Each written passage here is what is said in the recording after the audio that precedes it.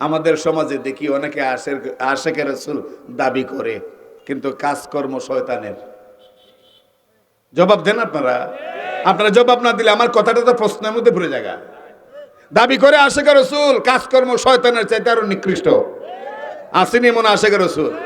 এদের বৈশিষ্ট্য হইল জিলাপির সাইজ যত বড়, এদের আশেকে রাসূলের গজল তত লম্বা।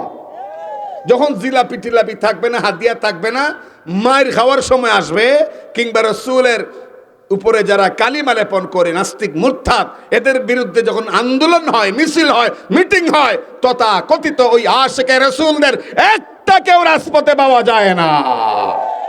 ওই সময় পাওয়া যায় অলিপুরীকে, ওই সময় পাওয়া যায় মুহাদ্দিসে হবিগঞ্জিকে, ওই সময় পাওয়া যায় আহলে হক দেওবন্দি কওমি উলামায়ে কেরামকে। এদেরকে পাওয়া যায় না। ইবনুস সাগাবী আমনি ছিলেন সত্যিকারের একজন আশিক রাসূল। উনি যে জীবনে কতবার হজ করেছেন এটার সঠিক কোনো সংখ্যা কিতাবে নাই। উমরা যে কি পরিমাণ করেছেন আল্লাহই ভালো জানে। এত রাসূল প্রেমিক ছিলেন। উনি হজের মৌসুমে প্রত্যেকবার হজে যেতেন। গিয়ে উনার দস্তুর ছিল, আমল ছিল, উনি প্রথমে রাসূলে পাক সাল্লাল্লাহু আলাইহি ওয়াসাল্লামের রওজার পাশে দাঁড়াইতেন। দাঁড়াইয়া সালাতু সালাম পেশ করে নিজের স্বরচিত কিছু শেয়ার, কিছু কবিতা নবীজির শানে তিনি পাঠ করতেন। এরপরে পরের কবরটাই তো হযরতে আবু বকর সিদ্দিক রাদিয়াল্লাহু আনহু, ওইখানেও তিনি সালাম দিতেন।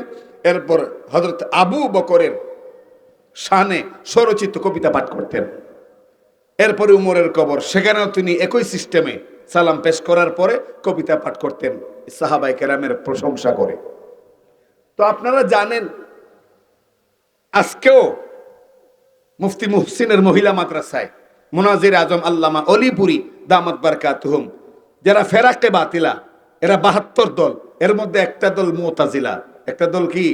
মুতাজিলা। আর একটা দল আছে খারেজি। আর খারেজি মুতাজিলার সমষ্টিগত নাম হলো শিয়া।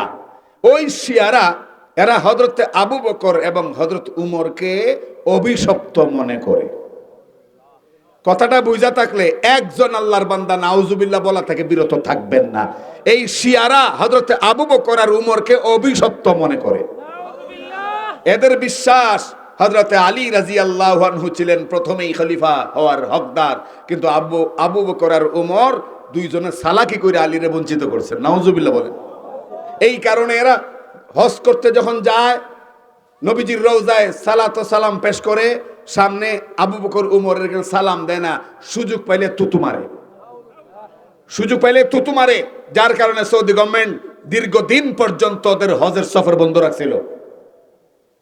মানে ইরানের লোকদেরকে হজ করতে দেয় নাই, এরা এই সমস্ত বিয়াদবি করে দিকে। তো ইবনুস সাগাবী ইয়ামুনি একবার হজে গেলেন, গিয়া নিয়মতান্ত্রিক ভাবে হজের কর্মকাণ্ড সব শেষ করে গেলেন মদিনায়। বিগত বছরগুলোর মতোই নবী করিম সাল্লাল্লাহু আলাইহি ওয়াসাল্লামের রওজার সামনে গিয়ে দাঁড়াইলেন।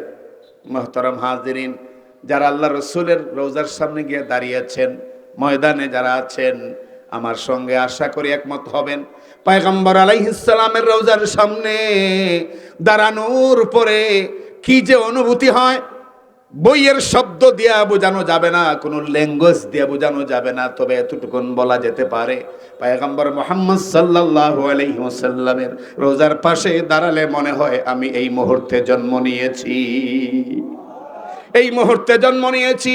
আমি আর কিছু জানি না, অতীতের কিছু মনে নাই, আমি যেন এই মুহূর্তে জন্ম নিয়েছি। এমন এক অনুভূতি সত্যিকারের ইমানদারের মনে জাগ্রত হয়। ইবনুস সাগাবী ইয়ামুনি রাহমাতুল্লাহি আলাইহি তিনি যখন দাঁড়াইলেন, আশেক হয়ে গেলেন, আবেগ আপ্লুত হয়ে গেলেন, সালাতু সালাম পেশ করলেন। এরপরে তিনি স্বরচিত কবিতা পাঠ করলেন।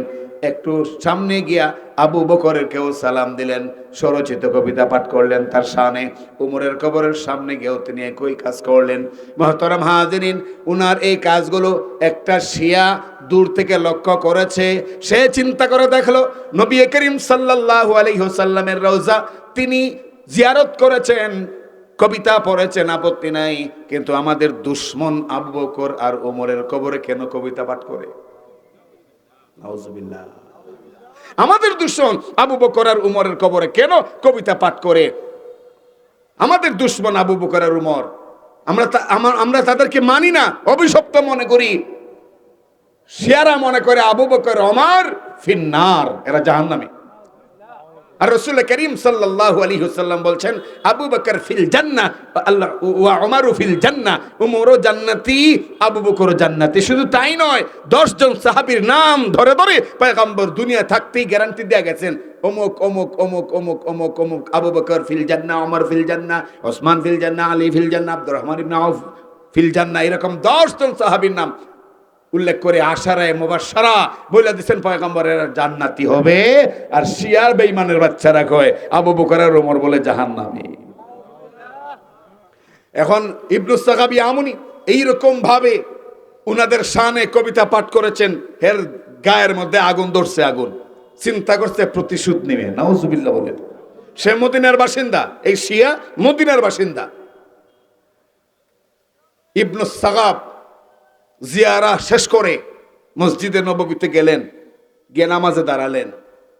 নামাজ শেষ করে তিনি তসবিহ পড়তেছেন, এমন সময় এই বেয়াদব এই শিয়া গেল উনার কাছে, গিয়া খুব আদবের সঙ্গে বলল, হযরত হযরত হযরত, আমি অমুক, এই তো আমার সামনে বাড়ি, আপনি রসুলের রোজার সামনে দাঁড়ায় যে সালাতু সালাম পেশ করছেন, দৃশ্যটা আমার কাছে বড় সুন্দর লেগেছে, আমার আপনার প্রতি একটা ভক্তি তৈরি হয়েছে। আজকের রাতে আপনি আমার ঘরে দয়া করে একটু দাওয়াত গ্রহণ করলে আমি চির কৃতজ্ঞ থাকতাম। এইভাবে যখন কইছে, আল্লাহর ওলি যারা, এদের মন থাকে সরল, ঠিক কিনা বলেন? সত্যিকারের ওলি যারা, এদের মন কি থাকে? সরল। আর যেগুলো বাটপার, আওয়াজ করে কর না, এদের মন থাকে গরল, ঠিক কিনা? সত্যিকারের অলিরা, আল্লাহর অলিরা, গৌস কুতুবরা চান মানুষ জাহান্নামের পথ থেকে ফিরে এসে জান্নাতের পথ ধরুক। আর খবিস গুলা যেগুলো দুনিয়াদার, আসলে পীর নয়, দরবেশ নয়, বরং ধরেছে বেশ, এইরকম যারা, এরা চায় দুনিয়া কামাইতে চায়, আখেরাত জাগ্গা, সমস্যা নাই, দুনিয়া কামাই। এক ভণ্ড পীরের অনেকগুলো মুরিদ, পুরুষও আছে নারীও আছে। এক মহিলা বিধবা হয়েছে, খবর পাইছে আমার অমুক মুরিদ নি তার স্বামী হারাইছে, খবর পাইয়েই বদমাশ গেছে গিয়া বেডের বাড়ি গিয়া বলছে, আমি আইসি মাগো, আমার দাওয়াত খাওয়াও, আমি আজকে তোমার এখানে থাকবো। এখন পিসাব গেছে, মহিলা শুই না খুশি হইছে, এদিকে স্বামীও মারা গেছে, মনটা নরম, পিসাব হুজুর আইছে, দোয়া দুরুদ করবো আমার স্বামীর জন্য, একটা আলাদা ভক্তি কাজ করতেছে, রান্না বান্না করতেছে।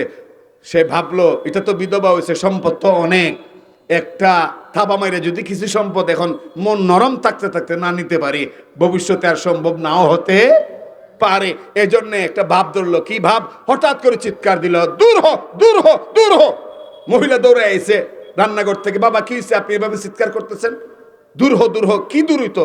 আরে বইল না, কাবা শরীফে কুত্তা ঢুকে গেছি গা, কাবা শরীফে কুত্তা ঢুকে গেছে, আমি তারাই দিলাম।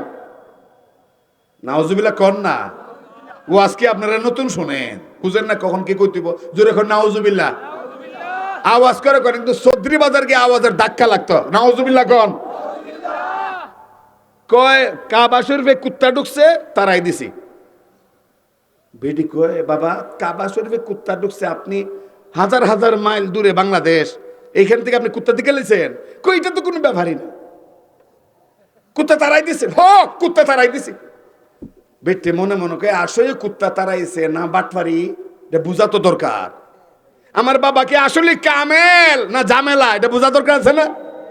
এই জন্য মহিলা পরীক্ষা করার জন্য একটা কাজ করলো, সাদা পোলাও তো রান্না করছে, রোস্ট আছে মুরগির রান, আবার ডিমও ভোনা করছে, সব কিছু বাতের নিচে দিয়া সুন্দর করে বাতটার একটা সেটিং দিছে, দিয়ে বাবার সামনে আইনা দিছে, বাবা খান। এখন বাতের উপরে তো কোনো তরকারি নাই। বুড়া মানে এই পীরে এই মোটা মোটা চোখ করে তাকায় বলতেছে, এত বড় বেয়াদবি করো আমার সঙ্গে, তুমি আমার মুরিদ হয়ে এমন করতে পারো? পেটে প্রচন্ড ক্ষুধা, হেঁটে এসেছে অনেক দূর, তুমি এখন শুধু শুধু বাদ দিলা, তরকারি দিলা না। মহিলা বুঝতে পেরেছে আমার বাবার পাওয়ার তো অনেক বেশি।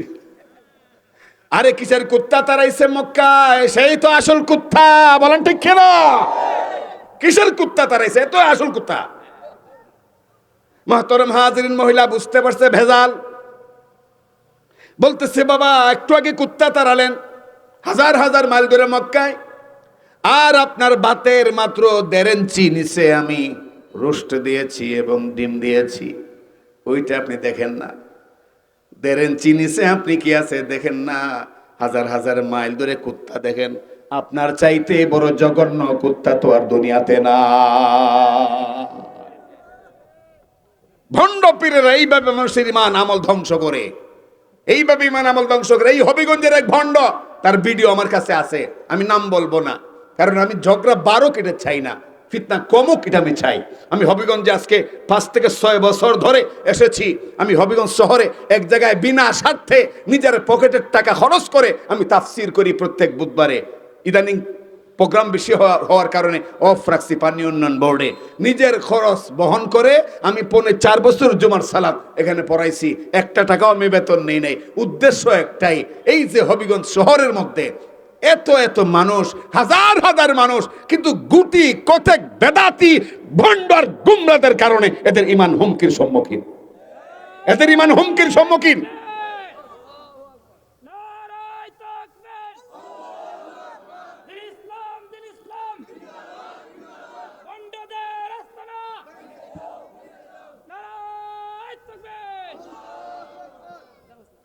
এক বলতেছে এক ভণ্ড বলতেছে, এটা চাবি আছে মনে হয়, চাবি ওইখানে হাতে চাবি আছে। তো এই ভণ্ড বলতেছে এর বাপের ইতিহাস। ভিডিওতে আমার কাছে ভিডিও আমি সংরক্ষণ করে রাখছি, কিসের মধ্যে, ল্যাপটপে রাখছি। কোনো সময় যদি প্রজেক্টর দেওয়া হবে শহরে দেখান লাগে তাহলে রাখছি ল্যাপটপে জমা করে। এ তার বাপের কথা বলতেছে, এর বাপের এমন কাহিনী শুনাইছে যেই কাহিনী বিশ্বাস করলে ঈমান থাকবার কোনো সুরত নাই। এর বাপে বলে এই করছে সেই করছে, মানে এমন এমন কথা যে ঈমান যাওয়ার জন্য কথাগুলি যথেষ্ট। তার পিছু হাজার মানুষ নামাজ পড়ে, তার মাথায় লম্বা পাগড়ি, তার মুখেও লম্বা দাড়ি, এইভাবে দাড়ি পাগড়ি পরিধান করে হাজারো মানুষের ঈমানকে নষ্ট করছে।